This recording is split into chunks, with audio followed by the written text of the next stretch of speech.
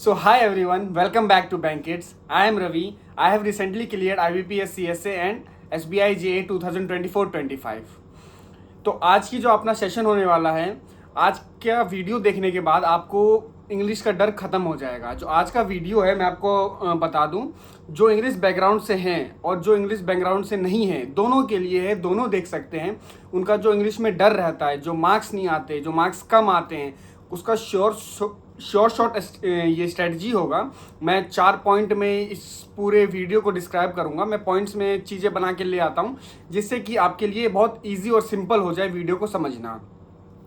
तो यही कुछ मैं पॉइंट्स आपको बताऊंगा, फॉलो करना है आपको। 100% आपका जो इंग्लिश होगा वो स्ट्रॉन्ग हो जाएगा। आपके अगर अभी 10 to 15 मार्क्स आ रहे होंगे तो 25 मार्क्स और उससे प्लस मार्क्स आएंगे आपके इंग्लिश सेक्शन में, अगर आप इन 4 चीज़ों को फॉलो कर लोगे तो।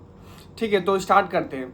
सबसे पहले पॉइंट मैं आपको बता दूं कि आपको रीडिंग, बहुत लोग बोलेंगे रीडिंग करनी है, रीडिंग करनी है, रीडिंग करनी है। ऑफ कोर्स रीडिंग करनी है। बैंकिंग का आपका ऑलमोस्ट 85 to 90% एग्ज़ाम जो होता है वो रीडिंग करने के थ्रू इंग्लिश का निकल जाता है, क्योंकि बैंकिंग में ग्रामर का कोई उतना इम्पोर्टेंस नहीं है और है भी तो बहुत कम, मतलब आपका 5 to 10% का वो इम्पोर्टेंस रखता है, ज़्यादा नहीं। बाकी 90% अगर आप रीडिंग करते हो, कुछ भी, मैं नहीं बोल रहा आप न्यूज़पेपर रीड करो, डेली एडिटोरियल्स रीड करो। अगर आप करते हो तो वेल एंड गुड, करना भी चाहिए, न्यूज़पेपर रीड करना चाहिए। अगर नहीं करते हो, आपका मन नहीं लगता, बोरिंग लगता है, तो आप ये नॉवेल्स आप रीड कर सकते हो। जैसे मैंने अपनी पूरी प्रिपरेशन में ये सारे नॉवेल्स रीड किए थे। ये सारे मैं आपको वो फोटोज़ मैं वीडियो में दे दूंगा।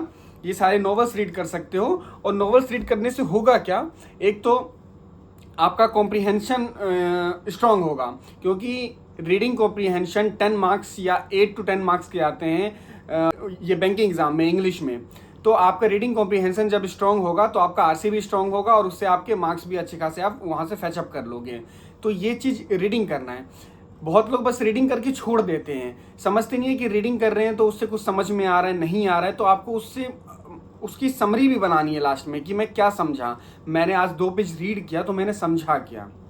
ठीक है, और मैं आपको बता दूं, रीडिंग करनी है तो साथ के साथ आपको प्रैक्टिस भी करना होगा। किसका प्रैक्टिस करना होगा? आरसी का प्रैक्टिस करना होगा। डेली आपको 4 to 5 आरसी प्रैक्टिस करने हैं।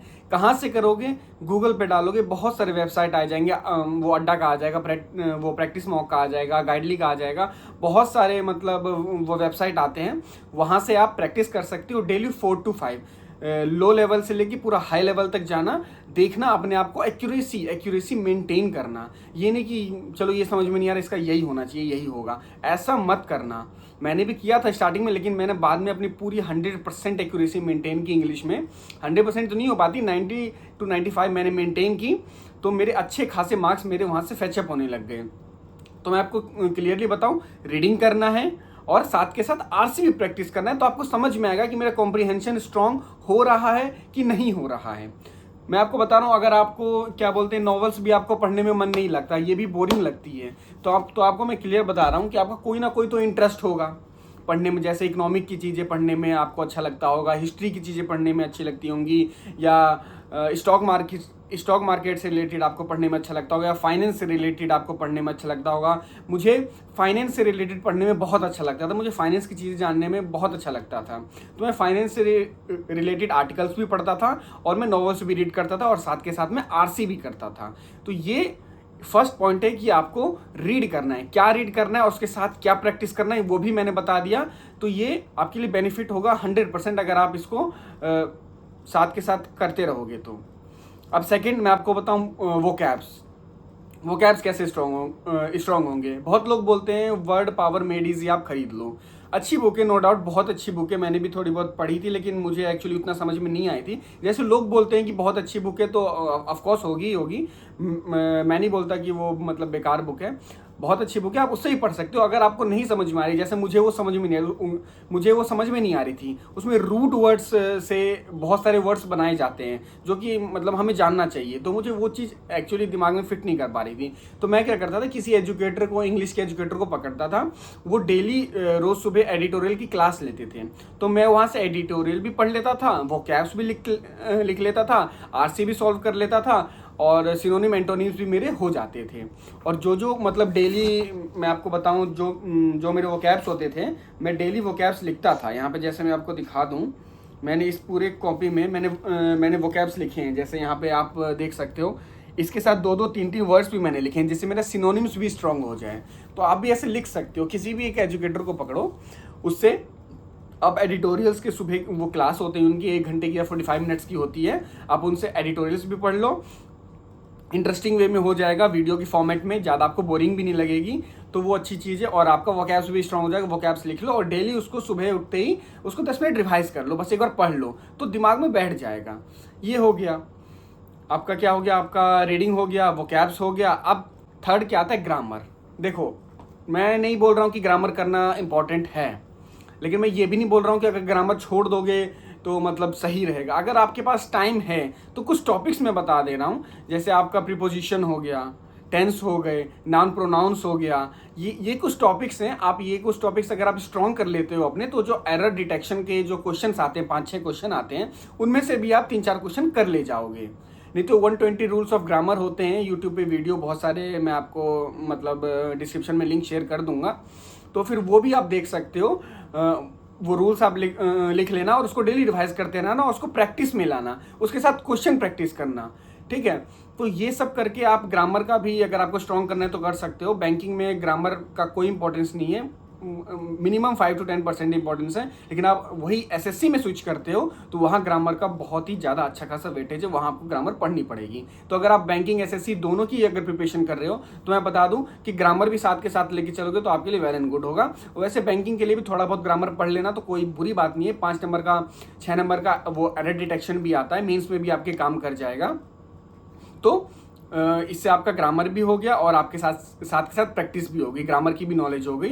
तो वो जो 5-6 मार्क्स हैं वो भी आपको मतलब वो भी नहीं छूटेंगे, वो भी आप कर लोगे। और मैं आपको बताऊं, क्लियरली बताऊं, अगर आपकी रीडिंग स्ट्रांग है, रीडिंग कॉम्प्रीहेंशन आपका अच्छा है, आरसी आप अच्छे से कर लेते हो, तो आपको पढ़ते ही समझ में आ जाएगा कि कहाँ पे गलती है। और वो आपका सटीक वही होगा। मतलब स्टार्टिंग में करोगे तो आपका गलत निकल सकता है, लेकिन जैसी आपकी हैबिट हो जाएगी कि हाँ यहाँ पढ़ने में मुझे दिक्कत लग रही है, तो यहाँ पे आपको समझ में आ जाएगा कि ये दिक्कत है, इसमें कोई प्रॉब्लम होगा, तो आप उसको वो टिक कर दोगे। आपको इसमें ग्रामर पढ़ने की भी कोई ज़रूरत नहीं है, लेकिन आप पढ़ लोगे तो आपके लिए अच्छा ही होगा, कोई बुरी चीज़ नहीं है। एक बहुत इंपॉर्टेंट पार्ट है, इंग्लिश का पार्ट है ग्रामर, बैंकिंग का पार्ट मैं नहीं बोल सकता। तो ये चीज़ हो गई है।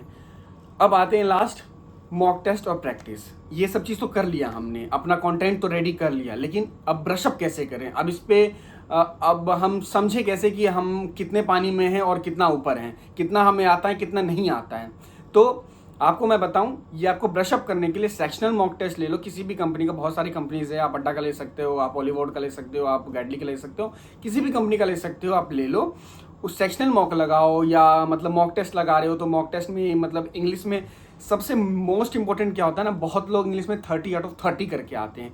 ये पागलपंती कभी मत करना। अगर आपकी इसमें मतलब मार्क्स अच्छे आ रहे हैं तो मैं नहीं रोकूंगा, आप कर सकते हो, लेकिन मेरे मार्क्स अच्छे नहीं आते थे और मेरे कुछ फ्रेंड्स भी थे, उनके भी मार्क्स उतने अच्छे नहीं आते थे 30/30 अटैम्प्ट करने पे। आप उतने ही अटैम्प्ट करो जितना आपको आता है, जिसपे आप 95 to 100% श्योरिटी हो। एक्यूरेसी मेंटेन करोगे, खुद ब खुद आपके मार्क्स बढ़ने लग जाएंगे। मेरी एक्यूरेसी बहुत बेहतरीन होती थी, इसीलिए मेरे मार्क्स इंग्लिश में अच्छे आते थे। तो यही मैंने 4-5 पॉइंट्स बताएं आपको, ये 4-5 पॉइंट्स को फॉलो करो और इंग्लिश आपकी 100% स्ट्रांग हो जाएगी। इंग्लिश से डरने की कोई ज़रूरत नहीं है, चाहे आप हिंदी बैकग्राउंड से हो। हाँ, मैं मान सकता हूँ जो इंग्लिश बैकग्राउंड से हैं उनको ज़्यादा टाइम नहीं लगेगा, वो थोड़े कम टाइम में कवर कर लेंगे और मार्क्स उनके अच्छे आने लग जाएंगे। और जो हिंदी बैकग्राउंड से हैं उनको थोड़ा टाइम लग सकता है, लेकिन देर आए दुरुस्त आए, कोई बात नहीं है। आप प्रिपरेशन स्टार्ट करते हो तो टाइम उतना ही सबको लगता है जितना एक इंटेलिजेंट को लगता है और एक एवरेज को लगता है। इंटेलिजेंट समझता है कि मतलब मैं बहुत इंटेलिजेंट हूँ तो मतलब मैं कम पढ़ के भी मैं ज़्यादा कर लूँगा, तो ऐसा कुछ नहीं होता। मेहनत सबको बराबर करनी पड़ती है। अगर आपको कुछ पाना है तो कुछ खोना पड़ेगा और मेहनत जम के करनी पड़ेगी। तो ये सब चीज़ें हैं मैंने बताई।